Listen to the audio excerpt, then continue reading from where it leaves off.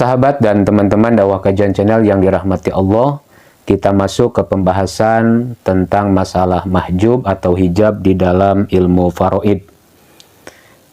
Mahjub atau hijab secara bahasa adalah terhalangi atau tertutupi.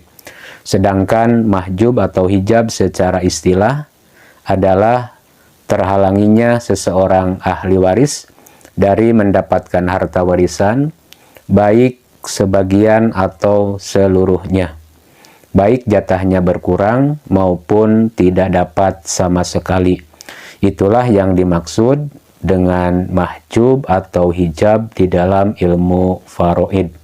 Sahabat dan teman-teman dakwah kajian channel yang dirahmati Allah, mahjub atau hijab ada dua ya. Ada hijab bil waspi, kemudian ada hijab bisyahsi. Yang dimaksud dengan hijab bil waspi adalah terhalanginya ahli waris dari mendapatkan harta warisan karena ada sifat-sifat penghalang pada dirinya. Jadi karena ada sifat-sifat penghalang pada dirinya, maka terhalang untuk mendapatkan harta warisan. Hijab bil waspi ada tiga ya. 1 ariku, 2 al-qaslu, 3 ihtilafuddin. 1 ariku adalah budak ya. Jadi ketika seseorang ahli waris tapi statusnya seorang budak, maka terhalang untuk mendapatkan warisan. Kemudian al-qaslu, yang kedua pembunuh. Jika ahli waris seorang pembunuh atau membunuh yang akan mewarisi dirinya, seperti ada anak laki-laki kemudian membunuh bapaknya sendiri, maka anak laki-laki ini tidak bisa mendapatkan warisan dari ayahnya yang dia bunuh. Kemudian yang ketiga ihtilafuddin, beda agama. Jadi jika seseorang ahli waris berbeda agama dengan orang yang mewarisinya, seperti ada seorang ayah yang beragama muslim tetapi anaknya non-muslim, maka ketika bapaknya atau ayahnya meninggal, maka anaknya yang non-muslim tidak mendapatkan warisan. Itulah hijab bil waspi, ya ada tiga: ariku, al-qaslu, dan ikhtilafuddin. Kemudian hijab atau mahjub yang kedua ya, ada hijab bisyahsi, yaitu terhalanginya ahli waris untuk mendapatkan warisan karena ada ahli waris yang lain yang berhak mendapatkan harta warisan tersebut. Hijab atau mahjub bisyahsi ada dua ya. Yang pertama ada hijab nukson, kemudian yang kedua ada hijab hirman.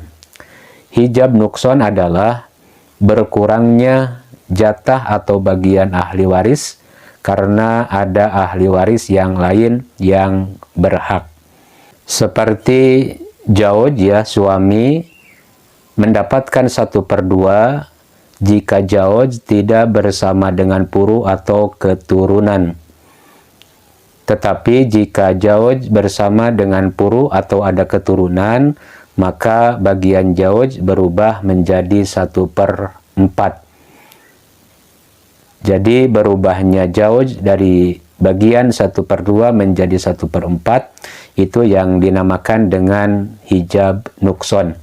Kemudian seperti zaujah mendapatkan 1/4 jika zaujah tidak bersama dengan puru atau keturunan. Tetapi kalau zaujah bersama dengan puru atau ada keturunan, maka bagiannya menjadi 1/8.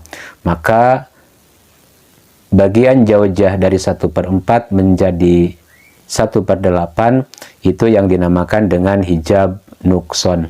Kemudian yang kedua ada hijab hirman, yaitu terhalanginya ahli waris dari harta warisan seluruhnya. Jadi sama sekali tidak mendapatkan harta warisan. Misalkan di sini jadun ya, kakek tidak bisa mendapatkan warisan ketika ada abun atau ayah. Selagi ada abun atau ayah, jadun akan terhalangi untuk mendapatkan bagian dari harta warisan. Atau ibnul ibni, cucu laki-laki, tidak bisa mendapatkan bagian dari harta warisan ketika ada ibnun, anak laki-laki. Jadi selagi ada ibnun, maka ibnul ibni akan terhalangi untuk mendapatkan bagian dari harta warisan. Itulah yang dimaksud dengan hijab yang kedua, yaitu hijab hirman. Dan yang berpotensi untuk memahjubkan secara hirman, yaitu ahli waris yang mendapatkan bagian asobah binafsi. Kemudian ada ahli waris yang tidak bisa termahjub ya. Ada 6 ahli waris. Yang pertama ada jauj, suami. Yang kedua ada jaujah, istri. Yang ketiga ada abun, ayah. Yang keempat ada ibu. Yang kelima ada ibnun, anak laki-laki. Kemudian yang keenam ada bintun, anak perempuan.